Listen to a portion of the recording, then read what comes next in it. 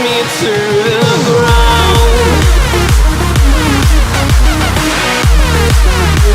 Hola amigos de YouTube, soy Dark Knight 7, y hoy les traigo las verdaderas historias de los cuentos de Disney y los hermanos Grimm, es decir la verdadera trama de las historias, ya que no es esa hermosa fantasía que nos han contado o hemos visto. Aclaro que hay pocas imágenes, pues son las reales de los cuentos, por tanto decidí dejar una por historia, espero les guste y disfruten. Muchos de los cuentos populares rescatados de la tradición oral por Charles Perrault o por los hermanos Grimm están llenos de una crueldad y de una violencia inimaginables en sus versiones originales. Historias que incluyen violaciones, asesinatos, vejaciones, torturas, canibalismo y un sinfín de horrores más. En una época en la que tenemos un concepto de la literatura infantil bastante edulcorado, esas retorcidas tramas parecen muy poco apropiadas para niños. Bruno Bettelheim, que hace un exhaustivo análisis de este fenómeno en Psicoanálisis de los cuentos infantiles, resume y concluye el debate a la perfección. La creencia común de los padres es que el niño debe ser apartado de lo que más le preocupa. Sus ansiedades desconocidas y sin forma, y sus caóticas, airadas e incluso violentas fantasías. Muchos padres están convencidos de que los niños deberían presenciar tan solo la realidad consciente o las imágenes agradables y que colman sus deseos, es decir, deberían conocer únicamente el lado bueno de las cosas. Pero este mundo de una sola cara nutre a la mente de modo unilateral, pues la vida real no siempre es agradable. Según Bettelheim, esa crueldad es necesaria porque de otro modo los niños no sabrán que el mundo que les rodea puede ser cruel. Hay cuentos tan populares que ya es difícil arrancarles el horror de encima. El lobo de Caperucita que la devora a ella y a su abuela para después ser abierto en canal por un leñador, o la bruja que quiere comerse a los pequeños Hansel y Gretel y que después es arrojada al fuego por estos. Sin embargo, muchas de las adaptaciones que se hacen hoy en día de la mayoría de esos cuentos a menudo mutilan el valor ético y estético original en aras de una intención moralizante. Desde luego, las de Disney lo han hecho. En sus historias no solo ha desaparecido el horror original, sino que se han depurado de cualquier matiz negativo, incluyendo la tristeza.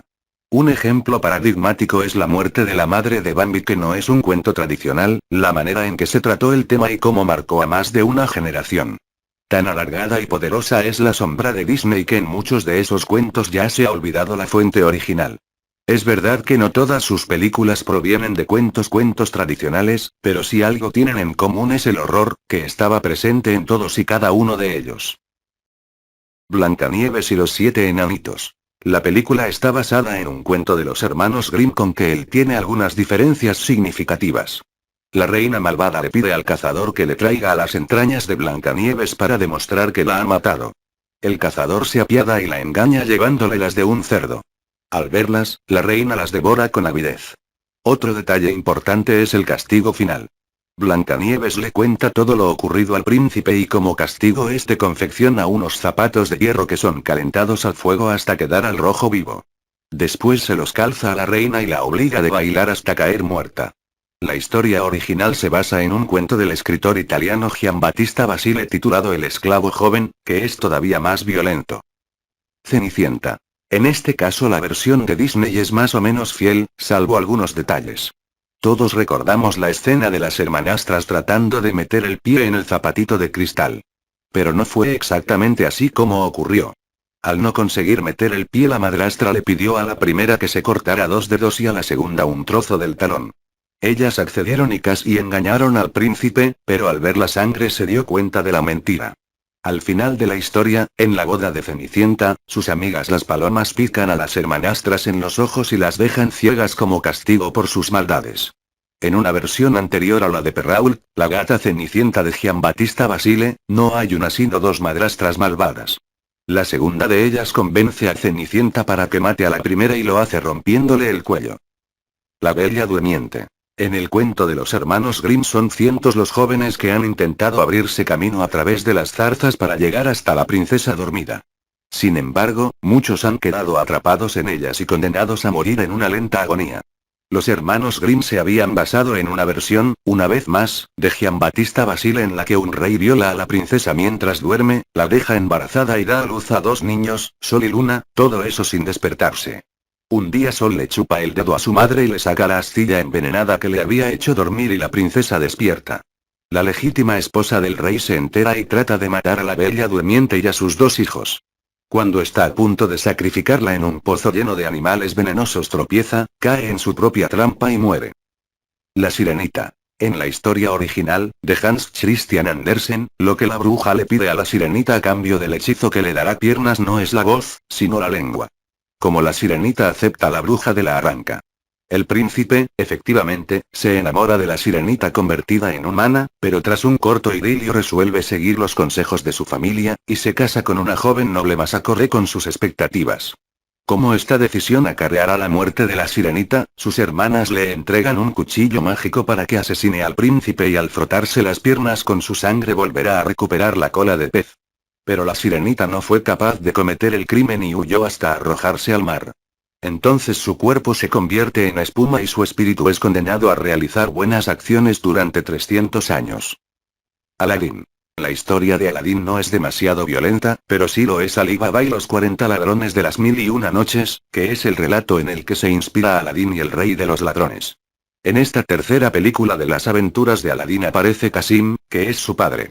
En la película, Kasim, líder de los 40 ladrones, abandona el mal camino y termina asistiendo a la boda de Aladín. En la versión original Kasim es el hermano de Ali Baba. Cuando conoce por boca de su hermano las palabras mágicas que abren la cueva, Kasim se dirige a ella para saquearla. Pero una vez dentro se olvida de las palabras y no puede salir de la cueva. Cuando los ladrones vuelven lo encuentran dentro y lo descuartizan. Después ponen los trozos fuera de la cueva como advertencia. Finalmente Ali Baba se venga y consigue matar a los 40 ladrones. Casi todos mueren bajo aceite hirviendo, aunque el líder es apuñalado hasta la muerte. El jorobado de Notre Dame. Una vez más, el origen no es un cuento de hadas tradicional. Se basa en la novela de Víctor Hugo Nuestra Señora de Notre Dame. Al principio de la novela Frollo rescata al bebé que será Quasimodo de las manos de 4 mujeres que quieren quemarlo vivo porque piensan que es un demonio. Frollo, que arde de deseo por la gitana Esmeralda, le ordena a Quasimodo que la secuestre, pero Febo lo evita y Quasimodo es arrestado y torturado públicamente. Frollo apuñala a Febo en un encuentro secreto que tiene con Esmeralda y todos la acusan a ella. Esmeralda es ejecutada en el patíbulo y como venganza Quasimodo arroja a Frollo desde lo alto de Notre Dame. Después se mete en la cripta donde yacía Esmeralda y se abraza a su cadáver. Años más tarde se encuentran los 2 esqueletos abrazados. Pinocho. Como en el caso de El jorobado de Notre Dame, Pinocho es también producto de la imaginación de un escritor, Carlo Collodi. Cuando Collodi escribió las aventuras de Pinocho en un primer momento no pensó que estuviera haciendo literatura infantil. En la versión original Pinocho es ahorcado de una encina como castigo por sus muchas travesuras, hace que Gepetto acabe en prisión, aplasta a Pepito Grillo contra una pared por querer reprenderle. Antes de convertirse en niño de carne y hueso se transforma en muñeco, en pez casi lo fríen en una sartén y en burro. Cuando está convertido en burro un músico quiere matarlo para arrancarle la piel y hacer con ella un tambor. Así que le ata piedras al cuello y lo sumerge en el agua. Antes de ahogarse, los peces se comen la carne del burro y el esqueleto, que es de madera, vuelve a ser Pinocho. El hada, que en algún momento tiene la forma de una niña, muere a causa de las penas por las que le hace pasar Pinocho, aunque más adelante vuelve a aparecer. Pocahontas S. Esta vez la historia se basa en un personaje histórico real, Matoaka, también conocida como la Pequeña Licenciosa y más tarde rebautizada con el nombre de Lady Rebecca Rolfe. El romance con Smith parece ser más una invención de la factoría Disney que un hecho histórico comprobado. Lo que sí es cierto es que en 1613 los colonos británicos la raptaron, la violaron y la obligaron a convertirse al cristianismo y a adoptar el nombre de Rebecca. Después se casa con un hombre llamado John Rolfe y en 1616 viajan a Inglaterra. Allí Pocahontas fue presentada en sociedad como la prueba de que los nativos del Nuevo Mundo podían ser domesticados. 2 años después tuvo una muerte horrible y dolorosa, posiblemente de neumonía, tuberculosis o viruela. Hércules. Como todo el mundo sabe, esta historia tampoco es un cuento de hadas sino una leyenda de la mitología griega, por cierto que Hércules es el nombre latino. Existen muchas versiones distintas, así que me limitaré a resumir algunas de ellas. Eso es suficiente para explicar de sobra cualquier tipo de desfase de la historia original. Y de hecho los hay. Zeus adoptó la apariencia del marido de Alcmena y la violó. Esa misma noche Alcmena mantuvo también relaciones sexuales con su verdadero marido. Fruto de esto nacieron 2 niños, cada uno de un padre distinto. Una vez que Hércules crece y se casa con la princesa Megara tiene 2 hijos. Hera, esposa de Zeus, le induce a un ataque de locura en el que mata a su mujer, a sus hijos y a 2 sobrinos con sus propias manos. Su final es terrible. Deyanira, su cuarta esposa, muerta de celos, impregna en un túnica una poción que ella pensaba que era de amor pero que en realidad era un veneno. Cuando se la pone se le pega al cuerpo y le empieza a quemar la piel. Cuando intenta quitársela se arranca la piel y deja los huesos al aire. En una insoportable agonía se arroja a las llamas de una pira construida por su amigo Filoctetes y arde vivo. Espero que les haya gustado mi vídeo. Se me olvidaba contarles que la primera imagen que dice Mordor en realidad es el otro Disney.